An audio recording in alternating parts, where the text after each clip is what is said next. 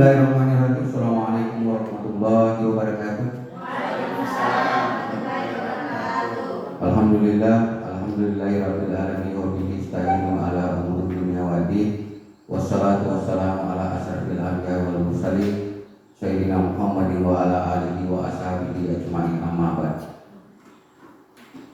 Yang terhormat Bapak Kepala UPT SMP Negeri 3 Batam, yang saya hormati Bapak, Ibu, teman-teman guru yang sempat hadir pada siang hari ini.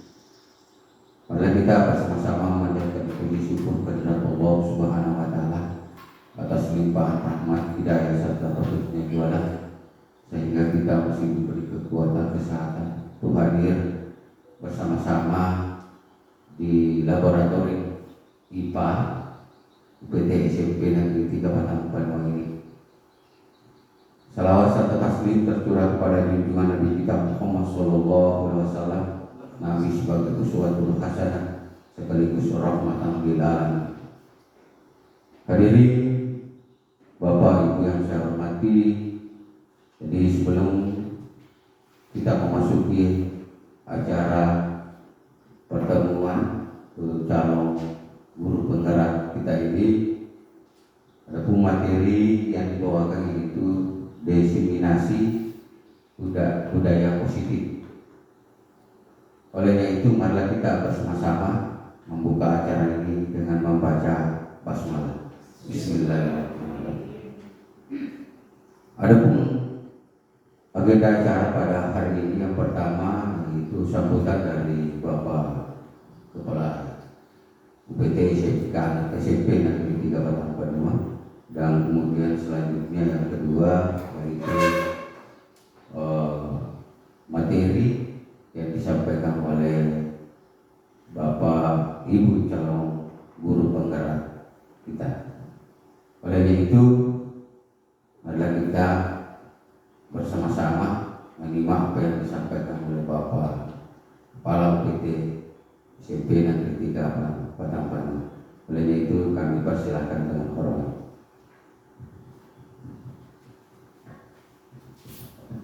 Ya, terima kasih.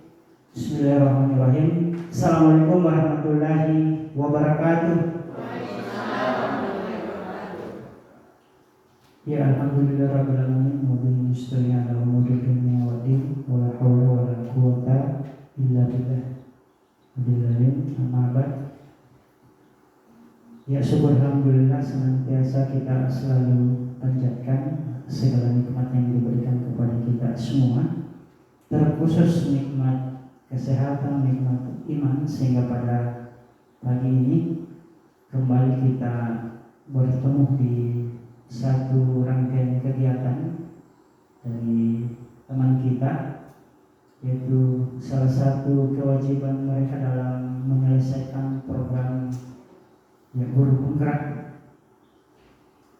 Tak lupa pula kita kirimkan salam dan taslim kepada junjungan kita Nabi Muhammad SAW. Terkirim doa semoga kita selaku umatnya dipertemukan di surga, insyaallah. Amin. Bapak Ibu yang saya banggakan, jadi pada kesempatan ini terkait dengan kegiatan dua rekan kita di program guru penggerak, yaitu untuk kegiatan kali ini yang mengambil tema diseminasi budaya positif. Jadi kalau kita telah judulnya ya diseminasi budaya positif, ya, jadi diseminasi itu kalau dibuka di kamus bahasa Indonesia itu menyebarluaskan ide, gagasan dan sebagainya secara harfiah. Nah, secara etimologi diseminasi itu sama dengan ya, suatu rangkaian kegiatan yang ditunjukkan kepada kelompok atau individu, ya, agar mereka bisa memperoleh informasi, kemudian timbul kesadaran menerima dan akhirnya memanfaatkan informasi tersebut terkait dengan budaya positif. Jadi mudah-mudahan kegiatan ini yang memberi manfaat untuk kita semua, ya, khususnya dalam menjalankan aktivitas kita selaku pendidik, staf, yang mudah-mudahan ya anak didik kita, ya stakeholder di sekolah kita UPT SMP Negeri 3 Batang Penuh, apa yang kita harapkan, apa yang kita impikan, apa yang kita cita-citakan, ya bisa bermanfaat ke depannya. Nah, besar harapan kami teman-teman, ya mudah-mudahan kegiatan ini bisa kita ikuti sampai awal dan berakhir sebentar, dan kita petik manfaatnya dan kemudian menjadi bahan evaluasi untuk kita semua. Mudah-mudahan di tahun ajaran berikutnya ya, kita bisa bekerja, kita bisa beraktivitas yang lebih bagus lagi. Itu barangkali ya sambutan dari saya untuk memanfaatkan waktu. Saya kembalikan kepada moderator. Terima kasih. Oke, jadi kita tadi sambutan dari Bapak Kepala UPT SMP Negeri Batang Penuh kepada Bapak saya ucapkan banyak terima kasih. Kemudian kita akan ke acara kedua, yaitu pemaparan materi dibawakan oleh Pak Ilham dan sekaligus nanti akan dilanjutkan oleh Ibu Hana. Pada Bapak Ilham kami persilakan teman-teman.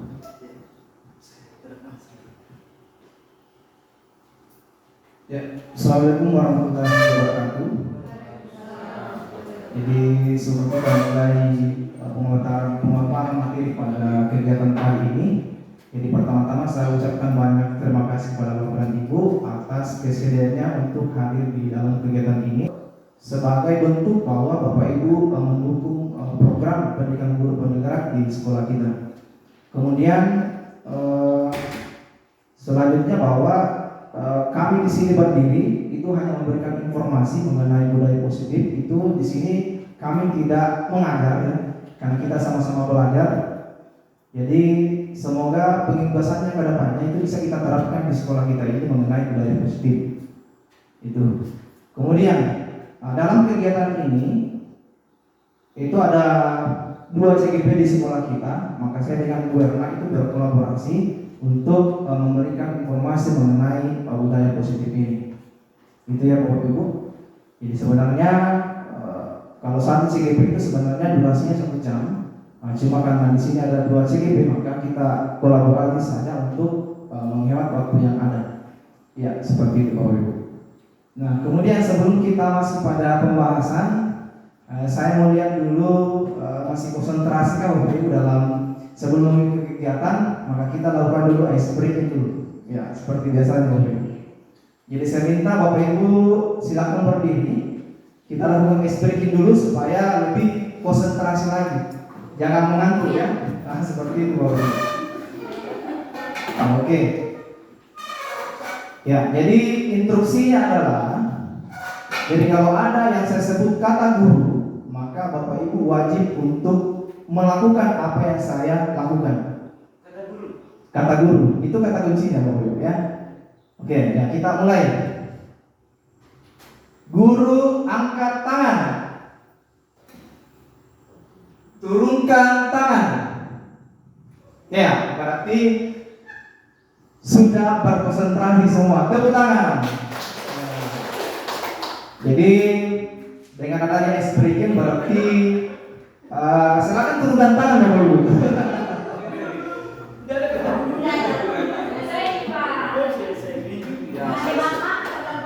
Ya, selesai, artinya sudah konsentrasi semua, tidak ada kesalahan. Jadi sudah siap mengikuti materi pada hari ini. Ya.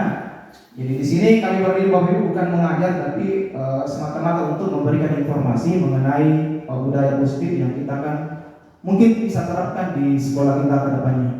Ya Bapak Ibu, kita masuk saya dalam materi. Jadi sesuai dengan tadi dibuka oleh moderator, materi kita adalah budaya positif. Itu ada 2 CGP yang di sekolah kita. Nah ini ada fotonya Bapak Ibu ya. Ini saya dengan Bu Hilal Sakir. Oke. Kemudian ya, ini adalah fasilitator kami maupun pengajar praktik kami. Jadi fasilitator dengan pengajar praktik kami ini adalah beliau selalu membersamai kita dalam mendampingi kita dalam pendidikan guru penggerak. Jadi beliau inilah yang merupakan pendamping di CGP kami. Seperti itu, Bapak Ibu. Ya, selanjutnya, nah kita masuk pada budaya positif. Jadi sebelum kita masuk pada definisi atau pengertian tentang budaya positif itu, nah kita akan ada ilustrasi dulu, Bapak Ibu. Ya. Nah di sini ada pertanyaan, jadi Bapak Ibu bisa jawab yes or no, ya. Yes or no, jawabannya yes atau no, itu saja yang Bapak Ibu sebutkan. Ya, pertanyaannya yang pertama, apakah Bapak Ibu setuju pemberian hukuman dapat mendisiplinkan siswa? Yes or no?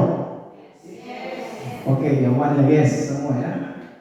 Dua, apakah Bapak Ibu setuju pemberian hadiah dapat meningkatkan prestasi siswa? Oke.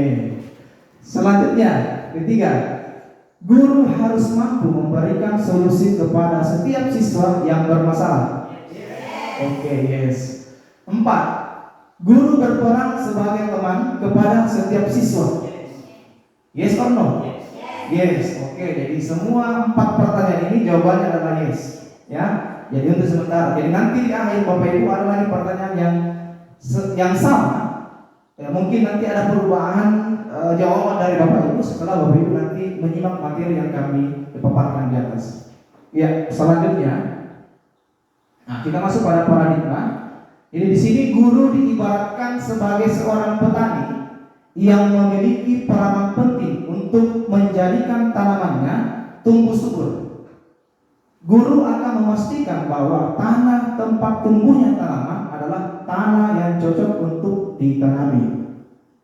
Ya, selanjutnya, nah, menurut Ki Hajar Dewantara, itu petani hanya dapat menuntun.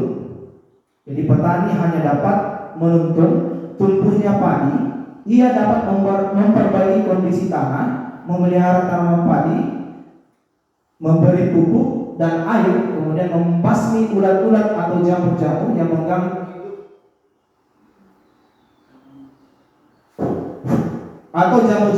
mengganggu hidup tanaman padi dan lain sebagainya. Jadi di sini kita lihat dari menurut Ki Hajar Dewantara di sini bahwa petani hanya dapat menuntun, sama dengan siswa, Bapak Ibu. Siswa itu tidak boleh kita tuntut. Kita hanya dapat menuntun mereka sesuai dengan kodrat yang mereka miliki, seperti itu, Bapak Ibu. Ya. Oke, selanjutnya. Nah, dengan demikian, salah satu tanggung jawab seorang guru adalah bagaimana menciptakan suatu lingkungan positif yang terdiri dari warga sekolah yang saling mendukung, saling belajar, saling bekerja sama sehingga tercipta kebiasaan-kebiasaan baik. Dari kebiasaan baik akan tumbuh menjadi karakter-karakter baik warga sekolah, dan pada akhirnya karakter-karakter dari kebiasaan-kebiasaan baik akan membentuk sebuah budaya positif. Nah, ini pengantarnya. Yang selanjutnya kita masuk di pengertian dari budaya positif. Nah, di sini sudah muncul. Itu budaya positif adalah nilai-nilai, keyakinan-keyakinan dan kebiasaan-kebiasaan di sekolah yang berpihak pada murid. Nah, sekali lagi, berpihak pada murid. Ya, itu. Pada murid, agar murid dapat berkembang menjadi pribadi yang kritis, penuh hormat dan bertanggung jawab. Nah, itulah merupakan pengertian dari budaya positif. Nah, semoga kedepannya kita juga bisa terapkan atau membuat budaya positif di sekolah kita ini. Seperti itu, Bapak Ibu. Ya. Selanjutnya, dalam membuat budaya positif, Bapak Ibu, jadi ada nanti 4 komponen atau tahapan yang kita harus lalui dulu sebelum kita menciptakan yang namanya budaya positif. Nah, ini nih ada 6 komponen yang menjadi topik pembahasan kita pada kesempatan kali ini. Jadi yang pertama adalah disiplin positif, kemudian motivasi perilaku manusia, kemudian keyakinan kelas, kemudian kebutuhan dasar manusia, kemudian posisi kontrol guru, kemudian segitiga restitusi. Nah, ini adalah merupakan bahan atau topik pembahasan kita dalam kegiatan hari ini. Sebelum kita membuat yang namanya budaya positif. Ya, selanjutnya Bapak Ibu. Nah, ini ada ilustrasi lagi Bapak Ibu. Kita baca secara bersama-sama. Di sini Anda dan teman Anda akan melakukan kegiatan. Kegiatannya itu adalah cobalah buka, ya. Cobalah buka. Nah, Anda adalah A. Tugas Anda adalah mengepalkan salah satu tangan Anda. Tahu di kepala Bapak Ibu? Ya, jangan di kepala. Ya, di kepala tangan Anda. Nah, coba Anda bayangkan bahwa Anda menyimpan sesuatu yang sangat berharga. Ya, jadi ada yang di tangan kepala Bapak Ibu itu ada sesuatu yang sangat berharga. Di dalam, ya, kemudian Anda perlu menjaga benda tersebut sekuat tenaga Anda karena begitu pentingnya untuk kehidupan Anda. Nah, untuk tugas B rekan Anda adalah mencoba dengan segala cara untuk membuka kepala tangan Anda. Ya, jadi ada rekan Anda, nah itu mencoba beberapa cara untuk bagaimana Bapak Ibu membuka kepala tangan Anda, ya, seperti itu. Nah, di sini teman Anda B boleh membujuk, menghardik, mengintimidasi, memarahi, menggoda, menggelitik, bahkan menawari Anda uang agar Anda bersedia membuka kepala tangan Anda. Nah, itu ilustrasinya Bapak Ibu. Ya, selanjutnya, nah, dari hasil ilustrasi itu kita akan jawab pertanyaan ini. Itu pertama, apakah Anda membuka kepala tangan Anda? Nah, mengapa? Apa alasannya Anda membuka kepala tangan Anda? Kira-kira ada yang menjawab Bapak Ibu? Kira-kira Anda membuka kepala tangan Anda atau tidak? Membuka ketika yang ditawarkan senilai dengan apa yang saya punya. Ya, oke, itu jawabannya Bapak Ibu, ya. Oke. Yang kedua, apakah Anda menutup kepala tangan Anda? Mengapa? Sama alasannya, kira-kira apa? Nah, opsi pertanyaannya, apakah Anda menutup kepala tangan Anda atau bagaimana? Ada yang bisa jawab? Ketika dia mengambil barang itu dengan menjaga seperti apa yang saya lakukan. Ya, oke. Selanjutnya, ketiga, dalam kegiatan ini sesungguhnya siapa yang memegang kendali atau kontrol untuk membuka atau menutup kepala tangan Anda? Kira-kira siapa Bapak Ibu? Diri sendiri. Iya, betul ya. Berarti kita sendiri yang memegang kontrol Bapak Ibu, mau membuka atau tidak. Itu ya. Nah, selanjutnya, di sini nih refleksinya Bapak Ibu. Ya, dari ilustrasi itu dengan pertanyaan itu di sini nih. Nah, kemungkinan jawab kita terhadap pertanyaan tersebut yaitu di sini. Pertanyaan pertama dan kedua pasti bervariasi, tergantung dari ini apa yang kita mau lakukan, ya, seperti itu. Antara yang bersedia membuka dan yang tetap bertahan menutup kepala tangannya. Itu pasti dua opsi jawabannya pasti dilakukan.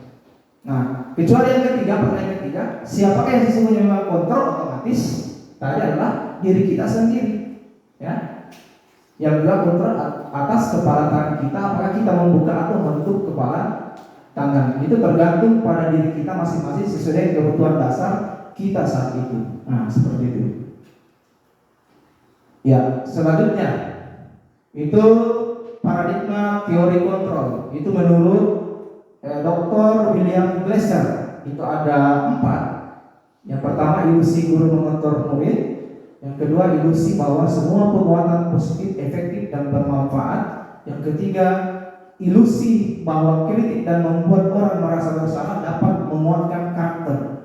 Selanjutnya 4, ilusi bahwa orang dewasa memiliki hak untuk memaksa.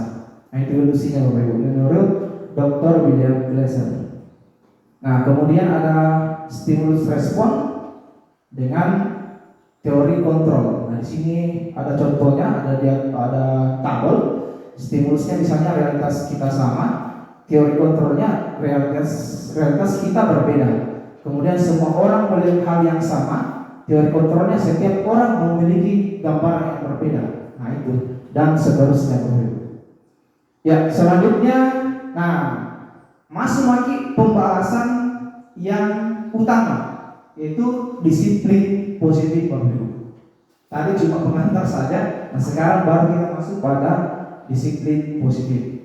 Nah, disiplin positif di sini adalah suatu pendekatan untuk menerapkan disiplin dalam diri pada siswa tanpa ada ketergantungan, baik hukuman maupun hadiah, dengan tujuan untuk menjadi orang-orang yang mereka inginkan dan menghargai diri sendiri dengan nilai-nilai yang mereka percaya. Nah, inilah merupakan definisi dari disiplin positif.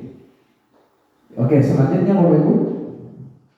Nah, nilai-nilai yang dimaksud adalah nilai yang tadi dipercaya, berarti nilai yang kebajikan atau universal yang biasa kita gunakan, itu adalah keadilan, keselamatan, tanggung jawab, kejujuran, rasa syukur, berprinsip, integritas, kasih sayang, rajin, berkomitmen, percaya diri, kesabaran, dan keamanan. Itu semua termuat dalam profil pelajar Pancasila yang kita ketahui bersama. Ada 6 komponen seperti itu Bapak Ibu ya. Jadi dia termuat semua dalam profil pelajar Pancasila. Ya, itu nilai kebijakannya. Ya, selanjutnya motivasi perilaku manusia. Ada 3 di sini. Itu yang pertama menghindari ketidaknyamanan atau hukuman. Nah, biasanya kan siswa itu ketika dia menghindari dihukum atau ketidaknyamanan, pasti ada sesuatu yang harus dia selesaikan Bapak Ibu. Mungkin Bapak Ibu kasih tugas yang tidak selesai, misalnya akan saya beri seperti ini.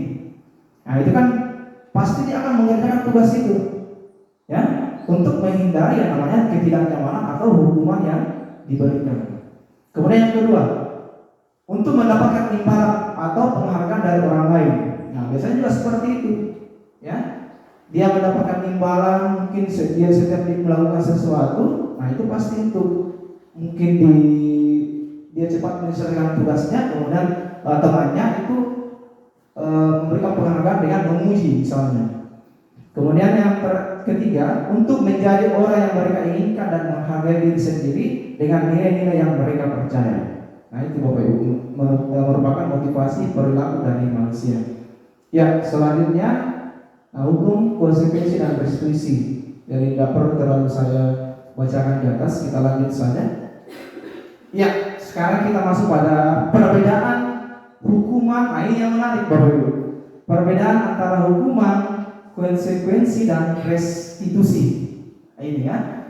Jadi di sini hukuman adalah bentuk sanksi yang tidak terencana. Bentuk sanksi yang tidak terencana itu bersifat satu arah, di mana dalam konteks hukuman untuk siswa hanya menerima suatu hukuman tanpa melalui suatu kesepakatan. Itu namanya hukuman. Kalau konsekuensi adalah bentuk sanksi yang diberikan kepada pelaku tindakan melanggar hukum sebagai akibat langsung dari tindakannya. Itu konsekuensi. Ya. Kemudian ketiga, restitusi adalah proses kolaboratif yang mengajarkan murid untuk mencari solusi untuk masalah dan membantu murid berpikir tentang orang seperti apa yang mereka inginkan dan bagaimana mereka harus memperlakukan orang lain. Ya. Jadi nanti untuk restitusi di sini lebih jelas itu kan dijelaskan pada segitiga restitusi namanya Bapak Ibu. Itu materi kita lain nanti itu lebih jelas. Ada nanti yang menjelaskan secara mendetail bagaimana kita merestitusi dalam siswa dalam pemecahan masalah seperti itu. Ya, selanjutnya hukuman atau konsekuensi. Nah, ada lagi di sini kalimat Bapak Ibu pengantar. Kita dituntut untuk menjawab apakah ini termasuk hukuman atau konsekuensi. Ya. Yang pertama, mencatat 100 kali di dalam buku kalimat saya tidak akan terlambat lagi. Kira-kira itu bentuk hukuman atau konsekuensi? Hukuman. Oke. Yang kedua, lari mengelilingi lapangan basket 2 kali karena terlambat hadir di sekolah. Apakah hukuman atau konsekuensi? Hukuman. Oke. Kemudian membersihkan coretan yang dibuatnya di meja tulis. Hukuman, konsekuensi. Oke. Kemudian murid diminta untuk push up 15 kali karena tidak menggunakan masker ke sekolah. Konsekuensi atau hukuman? Nah, nanti kita lihat jawabannya Bapak. Kemudian menggantikan kertas tugas teman yang telah dicoret-coret. Konsekuensi. Nah, sekarang kita lihat jawabannya Bapak Ibu. Nah, ini berarti jawabannya sudah ya ada ya, satu yang hukuman ya. Jadi ini jawabannya Bu. Yang pertama hukuman, yang kedua hukuman, yang ketiga konsekuensi, keempat hukuman dan yang ketiga konsekuensi. Itu. Masih ada Bapak Ibu? Nah ini, artinya kita mengambil kalimat yang baru lagi. Yang pertama, berjemur di lapangan basket pukul 12 siang karena mengobrol dengan teman. Ini konsekuensi atau hukuman? Hukuman? Ya, kita kunci jawabannya hukuman. Oke. Yang kedua, murid diminta bertelanjang kaki sepanjang hari karena tidak menggunakan sepatu warna hitam sesuai dengan peraturan sekolah. Hukuman atau konsekuensi? Oke. Sekarang berdiri di depan kelas sambil mengangkat kaki satu karena tidak bisa menjawab pertanyaan. Hukuman. Oke, kita kunci. Selanjutnya, membersihkan tumpahan air di meja tulis karena tersenggol pada saat belajar. Oke, kita kunci. Ya, lanjut dulu. Kehilangan 10 menit jam istirahat untuk mengerjakan tugas karena terlambat datang dan tertinggal pelajaran selama 10 menit. Konsekuensi. Oke, untuk lebih jelasnya. Oke, yang pertama kenapa? Iya, konsekuensi. Kita lihat jawabannya Bapak Ibu. Ternyata di sini jawabannya adalah hukuman Bapak Ibu. Ya. Jadi ada 3 hukuman, ada 2 konsekuensi. Jadi ini kalimat yang berbeda yang perlu kita maknai sebenarnya. Masih ada Bapak Ibu ya? Terakhir ini. Nah, ini agak panjang ini.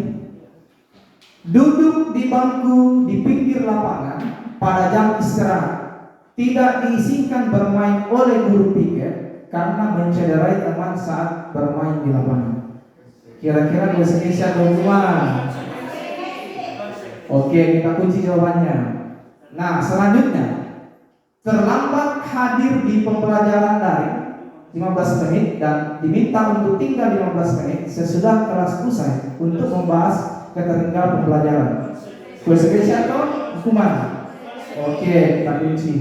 Selanjutnya, lari mengelilingi lapangan basket 2 kali karena terlambat 10 menit untuk pelajaran PJOK. Hukuman atau konsekuensi?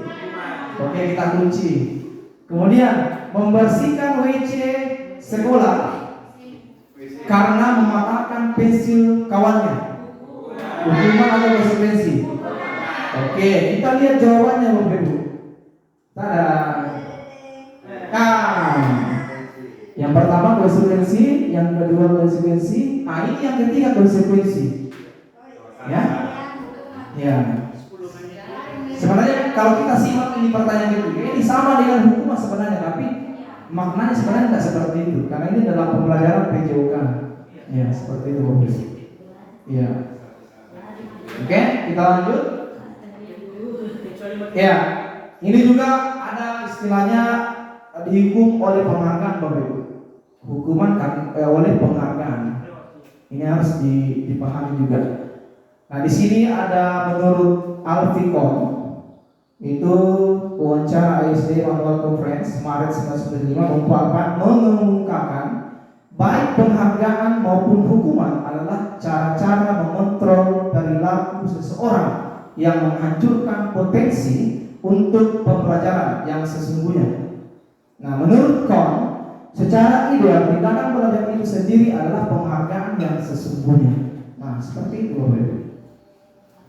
Nah, kemudian pengaruhnya adalah pengaruh jangka pendek dan jangka panjang. Kemudian penghargaan tidak efektif, penghargaan merusak hubungan, penghargaan mengurangi ketepatan, penghargaan menurunkan kualitas, penghargaan mematikan kreativitas, penghargaan menghukum motivasi dan dalam diri dan intrinsik. Nah, ini menurut Kohn ya, itu seperti itu. Ya, kita lanjut Bapak Ibu. Nah, terakhir ada itu restitusi. Di mana restitusi adalah sebuah cara menanamkan disiplin positif pada murid. Sebuah cara menanamkan disiplin positif pada murid restitusi adalah proses menciptakan kondisi bagi murid untuk memperbaiki kesalahan mereka, sehingga mereka bisa kembali pada kelompok mereka dengan karakter yang lebih kuat. Itu menurut dosen. Nah, restitusi juga adalah proses kolaboratif yang mengajarkan murid untuk mencari solusi untuk masalah dan membantu murid berpikir tentang orang seperti apa yang mereka inginkan dan bagaimana mereka harus memperlakukan orang lain. Nah, itu ada beberapa definisi dari restitusi yang seperti apa. Jadi perlu Bapak kita bahwa nanti lebih jelas nanti bagaimana restitusi itu akan dipaparkan di materi terakhir, yaitu segitiga restitusi. Nah, itu seperti itu. Ya, kita lanjut. Nah, ciri-ciri restitusi. Nah, yang pertama, restitusi bukan untuk menebus kesalahan, namun untuk belajar dari kesalahan. Itu. Restitusi memperbaiki hubungan. Kemudian restitusi adalah tawaran, bukan paksaan. Kemudian restitusi menuntun untuk melihat ke dalam diri. Kemudian restitusi mencari kebutuhan dasar yang mendasari tindakan. Kemudian restitusi diri adalah cara yang paling baik. Restitusi fokus pada karakter bukan tindakan. Selanjutnya restitusi memuatkan. Selanjutnya restitusi fokus pada solusi. Dan yang terakhir, restitusi mengembalikan murid yang berbuat salah pada kelompoknya. Nah, seperti itu. Itu adalah ciri-ciri restitusi. Ya, kemudian selanjutnya adalah keyakinan kelas atau peraturan kelas. Gitu ya. Nah, biasanya kan di dalam kelas itu ada ya, yang biasanya ditempel. Cuma mungkin yang selama ini kita lakukan itu kita tidak melakukan prosedur yang tepat mungkin. Karena biasanya mungkin peraturan kelas itu kita buat sendiri tanpa melibatkan murid untuk mengeluarkan ide mereka. Seperti itu ya, Bapak-Ibu. Nah, kita lanjut. Nah, sekarang mengapa keyakinan kelas, mengapa tidak peraturan kelas saja? Itu menjadi pertanyaan. Nah, di sini kita lihat mengapa kita memiliki peraturan tentang penggunaan helm pada saat mengendarai kendaraan motor, roda 2 atau motor. Kira-kira mengapa, Bapak Ibu? Demi keselamatan. Iya, demi keselamatan. Oke. Yang kedua, mengapa kita memiliki peraturan tentang penggunaan masker dan mencuci tangan setiap saat? Kira-kira untuk apa? Bisa dua opsi jawabannya. Bisa saja kesehatan atau keselamatan. Nah, untuk kesehatan jelas, keselamatan untuk tidak terjangkit penyakit misalnya. Nah, kita lihat jawabannya. Ada jawabannya. Nah, ini. Ya, kemungkinan jawabannya adalah untuk yang pertama keselamatan, yang kedua bisa kesehatan atau keselamatan. Itu tergantung dari kondisi Bapak Ibu pada saat itu. Ya, selanjutnya, nah ini kita mau bedakan yang mana sebenarnya peraturan, yang mana keyakinan. Nah, di sini sudah jelas bahwa peraturan itu adalah kelas biasanya terbit atau dibuat tanpa persetujuan pihak atau objek yang harus melaksanakan. Objek itu adalah siswa. Ya, itu. Kemudian kalau keyakinan kelas adalah persetujuan atau nilai-nilai yang dibuat bersama antara guru dan murid, bersifat universal, selanjutnya akan ditaati bersama. Nah, itu kalau keyakinan kelas itu kita buat bersama-sama, atau dengan kata lain bahwa semua siswa berhak mengeluarkan ide mereka. Ya, itu sesuai dengan nilai-nilai yang bersifat universal.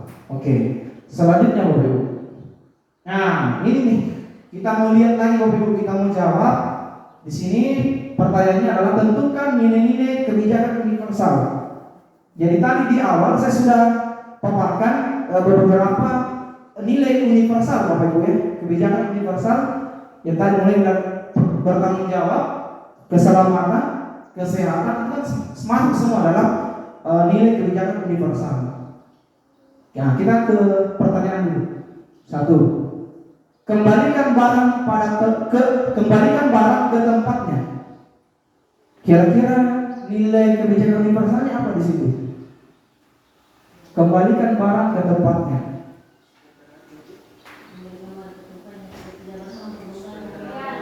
Iya, artinya nilai kebijakan itu apa?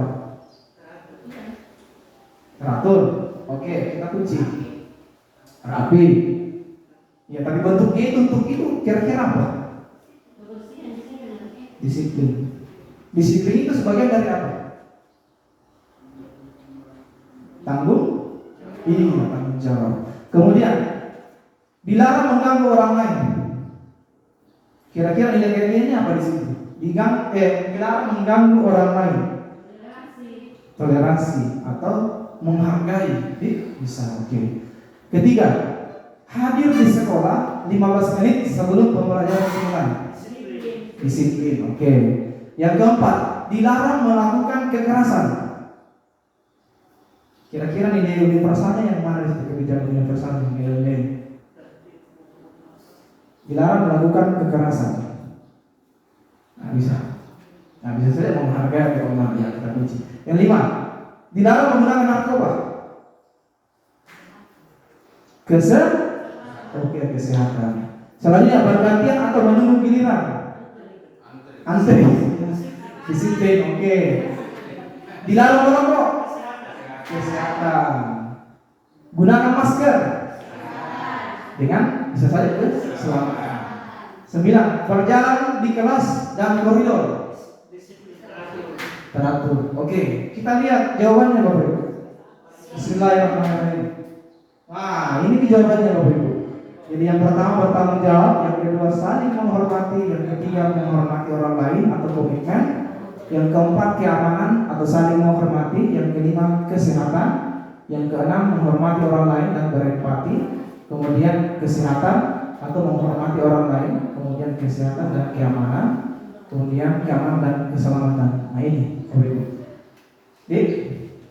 Ya, ini nilai kebijakan universalnya Bapak Ibu. Ya, selanjutnya, nah ini Bapak Ibu yang perlu kita gunakan dalam membuat yang namanya keyakinan kelas, terutama pada wali kelas ini. Ini ada prosedurnya Bapak Ibu. Jadi kedepannya mungkin awal semester itu mungkin bisa diterapkan begini Bapak Ibu. Kita buat keyakinan kelas sesuai dengan prosedur yang ada. Itu kita munculkan ide-ide dari siswa. Nah, untuk bagaimana kita membuat keyakinan kelas. Ya, adapun prosedurnya di sini Bapak Ibu untuk membuat keyakinan kelas, yang pertama adalah bercurah pendapat. Itu sudah jelas. Itu mempersilahkan warga sekolah atau murid berpendapat tentang peraturan kelas. Nah, itu sudah jelas Bapak Ibu ya. Itu idenya semua. Kemudian mencatat masukan pada papan tulis atau kertas besar. Jadi semua ide ya itu dicatat terlebih dahulu. Kemudian perubahan kalimat. Nah, di sini nih yang inti sebenarnya perubahan kalimat di sini. Ya, itu mengubah kalimat negatif menjadi positif. Bapak Ibu. Nah, di sini contohnya ada jangan berlari. Ya. Boleh juga tidak boleh membuang sampah. Kira-kira kalau saya katakan tidak boleh membuang sampah, kira-kira termasuk kalimat negatif atau tidak itu? Tidak boleh membuang sampah, otomatis dia termasuk kalimat negatif karena ada kata tidaknya. Kira-kira bentuk yang kata yang positif seperti apa? Iya, menjaga kebersihan, jagalah kebersihan. Itu kan lebih sopan. Iya. Ya, buanglah sampah pada tempatnya. Nah, itu Bapak Ibu, ya. Jadi mau kita ubah ya. Yang jelas kata kuncinya tidak boleh ada kata tidak atau jangan untuk mengubah menjadi kalimat yang positif. Nah, itu. Selanjutnya, temukan nilai kebijakan. Nah, sudah jelaskan tadi, yaitu mengidentifikasi nilai kebijakan yang dari peraturan seperti saling menghormati atau hormat. Nah, itu. Kemudian pemilihan keyakinan, itu memilih 3 sampai 7 prinsip keyakinan yang telah disatukan dari peraturan-peraturan tersebut. Jadi kalau terlalu banyak mungkin peraturan yang atau ide yang dipaparkan atau dimunculkan oleh siswa itu kita bisa saling lagi, ya 3 atau sampai 7, dan terlalu banyak juga nanti setengah mati kita laksanakan, ya mereka laksanakan itu setengah mati. Oke, selanjutnya meninjau bersama, otomatis setelah kita sepakati kita tinjau ulang apakah ada kekurangannya atau bagaimana, ya kita revisi. Kemudian persetujuan dan penandatanganan ini harus kita setujui Bapak Ibu. Ya, namanya kontrak belajar namanya. Ya. kita sendiri tanda tangani, kemudian dipublikasikan. Nah ini nih yang dipasang di kelas misalnya, apakah menggunakan kertas karton atau papan yang kita bisa lihat bahwa oh inilah yang menjadi keyakinan kelas di kelas kita ini. Nah semoga kedepannya Bapak Ibu kita bisa terapkan di sekolah kita. Ya, ini adalah merupakan prosedur untuk membuat keyakinan kelas itu, bagaimana siswa bisa terlibat dan bisa bertanggung jawab atas nilai yang dia ada di dalam kelas, seperti itu. Ya, kemudian, nah ini adalah contoh atau dokumentasi dari keyakinan kelas. Nah, sudah jelas saya ada ide. Jadi ini ada beberapa ide dari beberapa jumlah siswa yang mungkin mengeluarkan ide, kemudian kita saring menjadi kalimat positif, ya, sehingga tinggal beberapa komponen saja, kemudian lahirlah yang namanya keyakinan kelas. Nah inilah menjadi prosedur atau cara untuk membuat keyakinan kelas seperti itu, Bapak Ibu. Ya, jadi saya rasa cukup untuk materi yang saya bawakan pada kesempatan kali ini. Dan untuk materi selanjutnya mengenai 5 fungsi kontrol itu akan disampaikan oleh Ibu Herta Sakit. Jadi kepada Ibu disilakan.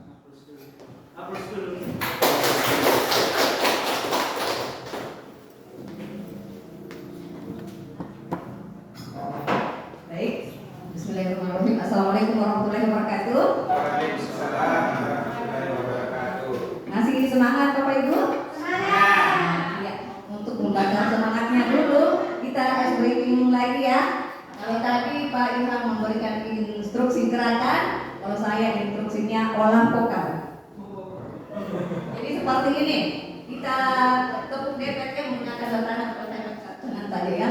Tepuk debet. I am the best. You are the best. We are the best. I am the best. You are the best. We are the best. Yes. Oke, bisa ya? Oke. Bisa ya Bapak Ibu? Bisa? Oke. 1, 2, 3. Tepuk the best. I am the best. You are the best. We are the best. I am the best. You are the best. We are the best. Yes. Yes. Oke, thank you. Baik. Terima kasih. Masih semangat ya. Oke. Baik. Saya lanjutkan materi. Materi selanjutnya yaitu kebutuhan dasar manusia. Pada dasarnya kita manusia itu berbuat tentu ada sesuatu yang ingin kita capai. Betul Bapak Ibu? Betul? Kita melakukan sesuatu karena ada sesuatu yang ingin kita capai. Nah, di sini yang kita bahas ada 5. Yang pertama, bertahan hidup. Bertahan hidup yang kita butuhkan yaitu makanan, pakaian, tempat tinggal, keamanan, dan kesehatan. Di sini kalau kita terapkan di kelas, misalnya pada saat proses belajar mengajar, ada salah satu siswa yang mengambil pulpen temannya. Siswa tersebut pasti melakukannya karena ada sesuatu yang ingin dicapai. Apa itu? Pulpen. Pulpen yang dia ambil berarti dia mengambil pulpen karena dia butuh pulpen itu untuk belajar. Berarti kebutuhan dasarnya yaitu bertahan hidup karena menganggap pulpen adalah kebutuhan pokoknya, sedangkan dia tidak memiliki pulpen tersebut. Oke, next. Kasih sayang dan rasa diterima.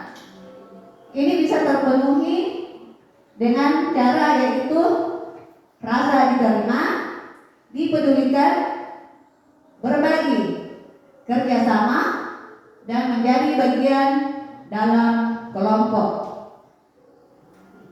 Contohnya dalam proses belajar lagi, ketika Bapak Ibu guru memberikan tugas kepada peserta didik, ketika guru tersebut menanyakan apa ada masalah, tidak ada yang menjawab, tetapi pada saat proses semua temannya mengerjakan tugas, tiba-tiba ada peserta didik yang maju ke depan, membisikkan kepada gurunya, Bu, saya tidak mengerti tadi, apa ini? Apa ini? Berarti kebutuhan dasar yang dibutuhkan pada siswa tersebut adalah kasih sayang dan rasa diterima. Dia mau diperlakukan secara lebih. Next, masalah penguasaan.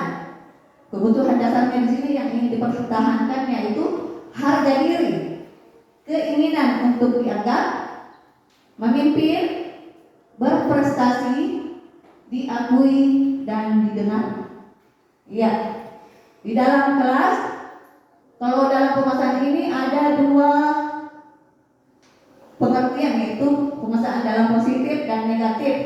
Misalnya proses belajar mengajar kita, ada salah satu siswa yang tidak mau melewatkan pertanyaan-pertanyaan dari ibu bapak guru. Berarti penguasaan dalam hal ini adalah penguasaan positif. Sebaliknya, penguasaan negatif dalam proses belajar mengajar, ada salah satu siswa yang membuat ricuh sehingga proses belajar mengajar tidak berjalan dengan efektif. Dia ingin dianggap bahwa siswa itu luar biasa di kelasnya, dia yang menguasai kelas. Jadi penguasaan dalam hal ini penguasaan dalam arti negatif. Berikutnya, kebebasan. Kebutuhan dasar yang ingin dipenuhi yaitu mandiri, memiliki pilihan, mencoba hal baru, mampu mengendalikan arah dirinya. Dalam hal ini, ketika kita sudah mengelompokkan siswa, kadang-kadang ada siswa yang tidak setuju dengan hasil kelompok tersebut. Ada yang tidak mau, Bu, saya tidak mau dengan ini, saya tidak mau dengan ini. Nah, kebutuhan dasar yang dia ingin tampilkan yaitu kebebasan. Dia mampu memiliki pilihan karena dia mampu bertanggung jawab dengan pilihannya. Next, masalah kesenangan. Kebutuhan dasarnya yaitu ingin dipenuhi bermain, humor, antusiasme, dan tertawa. Pada saat proses belajar mengajar lagi berlangsung, ada salah satu siswa yang suka iseng kepada teman-temannya. Sebenarnya anak ini tidak mau menyakitinya, tetapi dia merasa senang saja kalau teman-temannya tertawa dengan tindakan tersebut. Jadi kebutuhan dasar yang ingin dipenuhi pada siswa tersebut yaitu tentang kesenangan.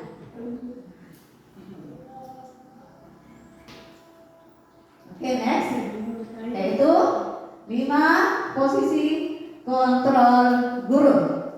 Ada 5 posisi kontrol guru yaitu penghukum, pembuat merasa bersalah, teman, pemantau, dan manajer.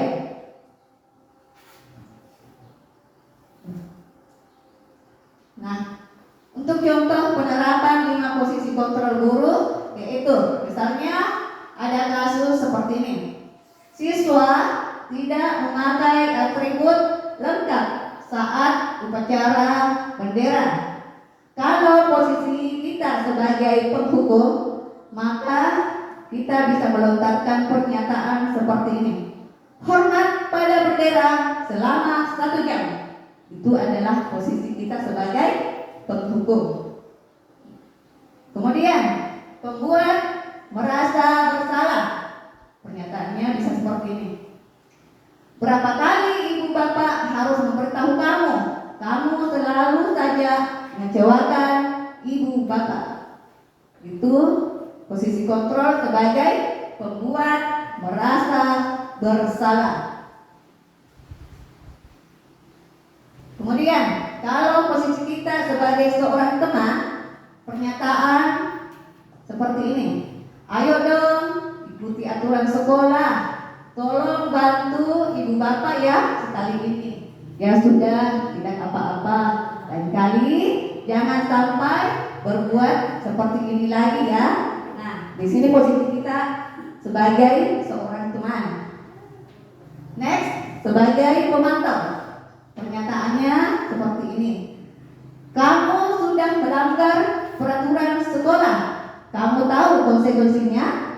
Setelah pulang sekolah, kamu beri atributnya dan jangan kamu ulangi lagi. Nah, posisi kita di sini adalah sebagai pemantau. Berikut posisi kita sebagai seorang manajer. Pernyataan yang bisa kita lontarkan. Apakah kamu tahu kesalahanmu? Kira-kira bagaimana kamu memperbaiki kesalahanmu? Jadi itulah posisi kontrol guru. Next, kita tes ya. Posisi kontrol apakah aku? Dengan pernyataan, apa rencanamu untuk menyelesaikan masalah ini? Saya Manajer? Oke, survei membuktikan. Iya, thank you. Next, posisi kontrol apakah aku? Kamu tidak pernah benar melakukannya. membuat merasa bersalah. Membuat merasa bersalah. Oh, Penghukum ya. Oke, next. Posisi kontrol apakah aku? Ayolah, bukan demi ibu bapak ya. Rumah ini kalau ini natural sekali ya. Oke, next. Posisi kontrol apakah aku? Saya kecewa sekali dengan kamu. bersalah. Iya, sembuh merasa bersalah dan kata kecewa. Posisi kontrol apakah aku? Kamu tidak pernah mendapat nilai jika tidak mengerjakan tugas. Posisi kontrol apakah aku? Kamu tidak pernah mendapat nilai jika tidak mengerjakan tugas.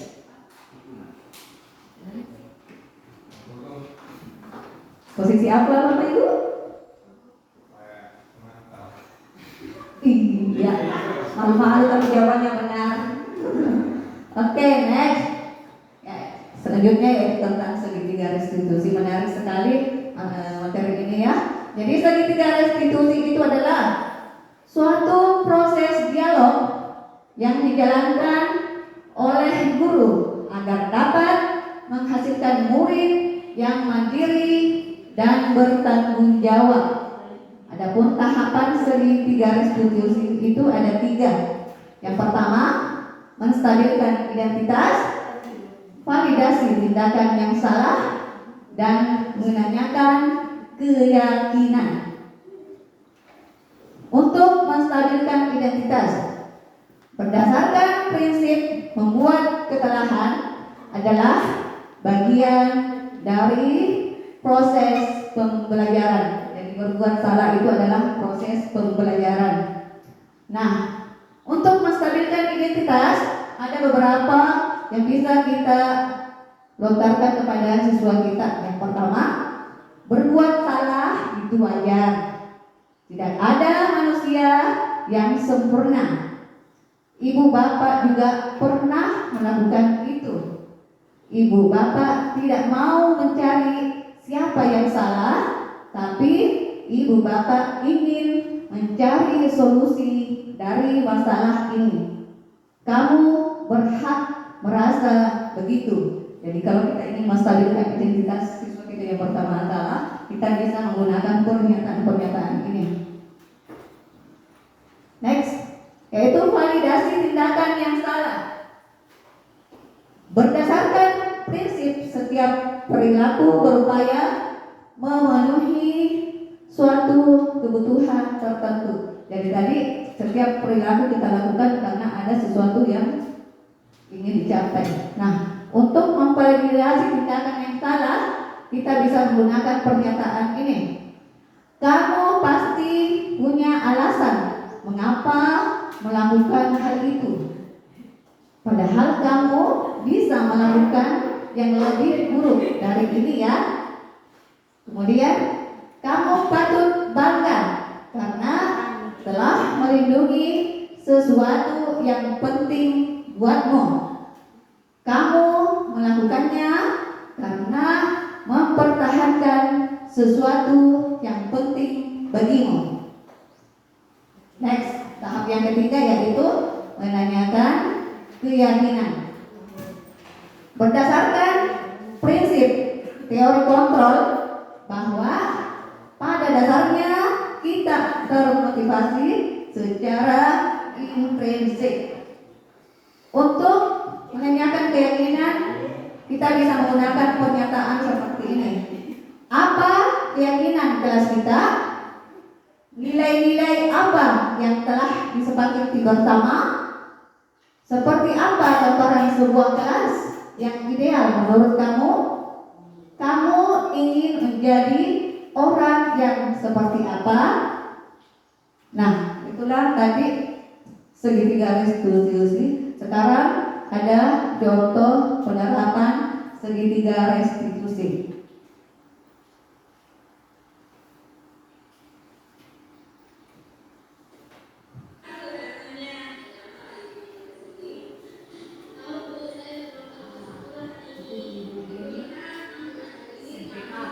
Dengar ya. Kelasnya kelas maba.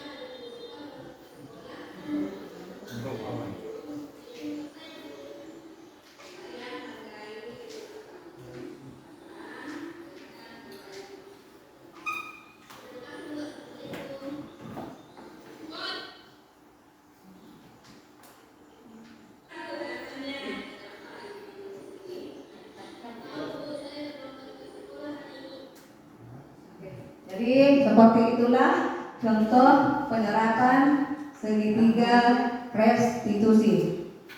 Next, kita kembali lagi ke pertanyaan yang awal. Setelah Ibu Bapak menyimak materi, apakah jawaban yang awalnya tadi masih sama atau ada yang berubah? Yes or no ya jawabannya. Apakah Bapak Ibu setuju pemberian hukuman dapat mendisiplinkan siswa? No. Oke, very good. Next, apakah Bapak Ibu setuju pemberian hadiah dapat meningkatkan prestasi siswa? No. Oke. Guru harus mampu memberikan solusi kepada setiap siswa yang bermasalah. Ya, jawabannya tetap yes ya. Oke. Next, guru berperan sebagai teman kepada setiap siswa. Yes. Iya, saya sepakat dengan Ibu no. Oke, next. Iya, penutup. Dalam penerapan program disiplin positif, guru hendaknya memiliki standar kepribadian, profesional dan sosial yang baik dan mampu merefleksi dirinya dalam posisi kontrol saat ini. Bagaimana perjalanan dirinya sebagai imam, manajer yang menuntun murid-muridnya menjadi insan yang mandiri, merdeka dan bertanggung jawab. Standar nasional pendidikan. Terima kasih. Tergerak, bergerak, menggerakkan. Oke?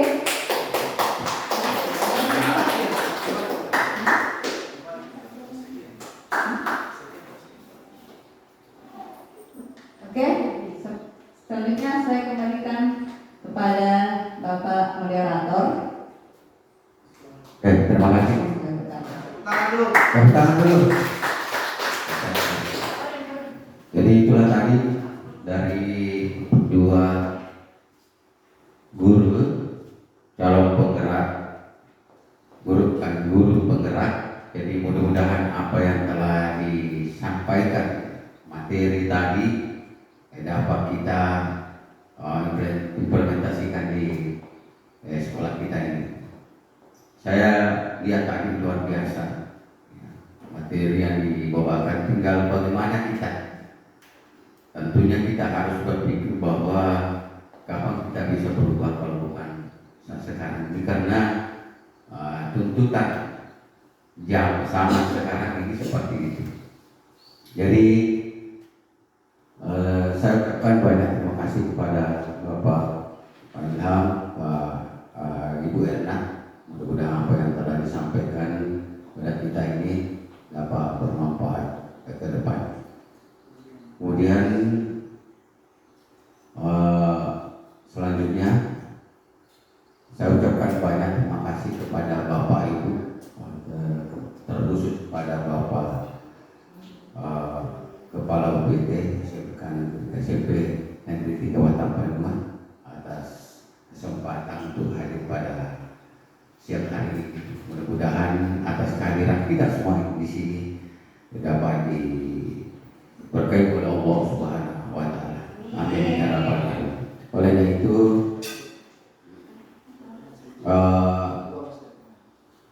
sebelum saya tutup, saya membuka dulu sesi pertanyaan. Jangan sampai ada pertanyaan, ada yang kurang jelas yang perlu kita tanyakan, silakan bertanya kepada Bapak dan Ibu. Saya persilakan dengan hormat.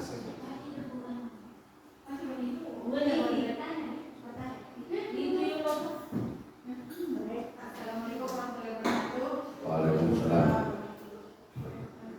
Mengapa seorang guru memposisikan dirinya sebagai seorang manajer? Terima kasih, luar biasa pertanyaannya dari Ibu. Iya, seorang guru sebaiknya memposisikan dirinya sebagai seorang manajer, karena guru perlu mengatur, mengarahkan, dan memotivasi siswa untuk mencapai tujuan pembelajaran. Dan sebagai manajer, guru perlu merencanakan dan mengorganisasikan kegiatan pembelajaran, mengelola kelas, memantau kemajuan siswa, serta meminta umpan balik sehingga tercapailah lingkungan belajar yang kondusif, efektif, dan terstruktur. Seperti itu. Oke, terima kasih. Oke, selanjutnya ada pertanyaan, silakan. Ya, jadi terima kasih. Oke, silakan. Yang ini saya tanyakan, mengapa disiplin positif sangat diperlukan dalam proses pembelajaran? Silakan Pak Ilham. Jadi terima kasih atas pertanyaan yang diberikan oleh Pak Budiman. Itu sangat menarik dari pertanyaan Bapak. Itu mengapa perlu menerapkan disiplin positif dalam pembelajaran. Nah, kalau saya itu adalah sangat perlu, sangat penting, karena di mana guru dapat meningkatkan kesadaran siswa. Ya, guru dapat meningkatkan kesadaran siswa dengan membentuk karakter yang lebih baik atau yang lebih positif. Jadi itu intinya. Itu dia mampu untuk meningkatkan kesadaran siswa dan membentuk karakter positif yang lebih baik lagi. Nah, kemudian dalam penerapannya saya sudah jelaskan tadi di atas bahwa untuk disiplin positif itu dibuat dengan kesepakatan antara guru dan siswa, di mana guru itu mengharapkan siswa lebih terlibat lagi aktif secara langsung dan bertanggung jawab untuk melakukan disiplin tersebut. Iya, saudara, seperti itu jawabannya dari Bapak Ibu. Jadi saya kembalikan ke moderator. Assalamualaikum warahmatullahi wabarakatuh. Oke, itu tadi jawaban yang disampaikan oleh Pak Ilham. Jadi bagaimana Pak Budi? Ya, sudah sangat jelas dan puas. Ya, terima kasih banyak. Tepuk tangan dulu. Kemudian selanjutnya masih ada pertanyaan?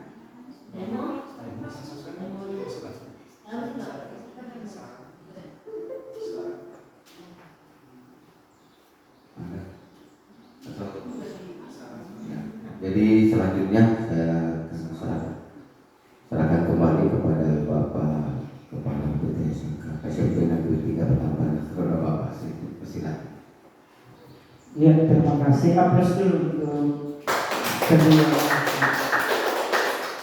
Ya, jadi kedua CDP kita luar biasa pemaparan materinya, dia moderator.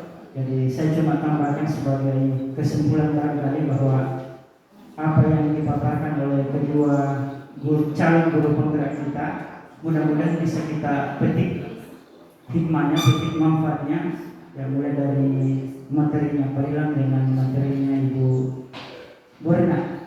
Nah, untuk budaya positif yang kita bisa petik tadi diantaranya bahwa ya budaya positif itu ya sebetulnya ya berpihak ke murid, kemudian berkelanjutan dan kontinu. Jadi itu kata kunci yang bisa kita tarik tadi sebagai kesimpulan, berpihak pada murid kemudian berkelanjutan. Kemudian ada 3 tadi yang bisa kita petik juga bahwa ada penegakan apa istilahnya punishment untuk anak-anak kita ke depannya, ada hukuman, ada konsekuensi, kemudian ada restitusi. Jadi sedapat mungkin kita bisa memilah di antara 3 punishment tadi, kapan kita bisa berikan hukuman ya secara sepihak misalnya, kapan kita konsekuensi, kapan berlaku di kelas misalnya, kemudian restitusi kapan bisa diterapkan juga di lingkungan sekolah. Ini yang menarik tadi di awal tadi bahwa keyakinan kelas. Jadi insya Allah nanti Pak Ilham di penerimaan siswa baru kita. Jadi sebelum wali kelas untuk membuat kesepakatan kelas berupa keyakinan kelas, kalau bisa nanti PPDB kita ya kita buatkan sepatu nanti. Jadi keyakinan kelas Kita harus sebagai masukan juga saya itu adalah budaya sapa senyum itu bisa kita juga terapkan seperti itu ya. Karena di sini tadi sebenarnya tidak ditampilkan seperti itu sebagai contoh buat kita semua. Jadi buku ke depan apa yang disampaikan oleh Bapak Kepala Sekolah kita dan juga kepada pemateri kita ini. Jadi mudah-mudahan ke depan itu minimal lah ada sedikit yang kita bisa petik untuk laksanakan. Nah itu barangkali yang perlu saya sampaikan. Sekali lagi saya ucapkan banyak terima kasih kepada teman-teman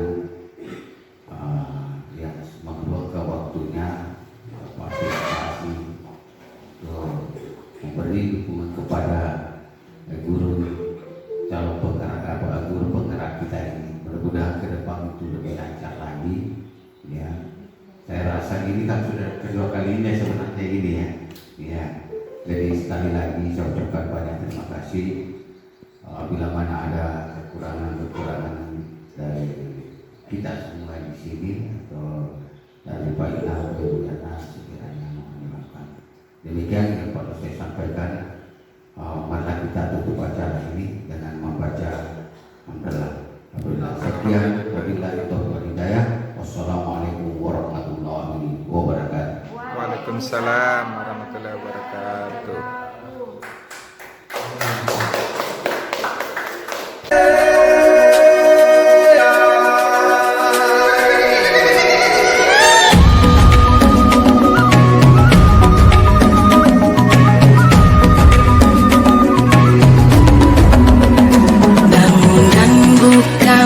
Matamu saatnya meraih mimpimu, arahkan pandangan ke depan, Tuhan kan menuntunmu.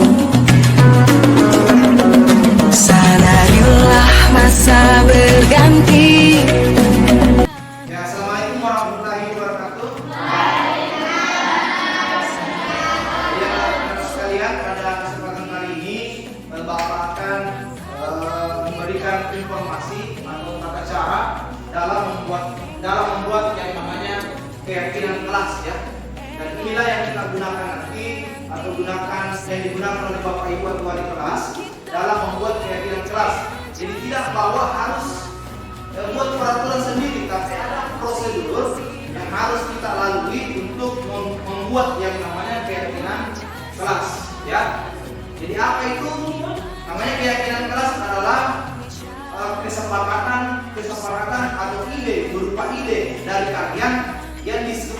oleh guru, wali kelas maupun oleh siswa. Itu yang kita bentuk untuk menjadi keyakinan kelas.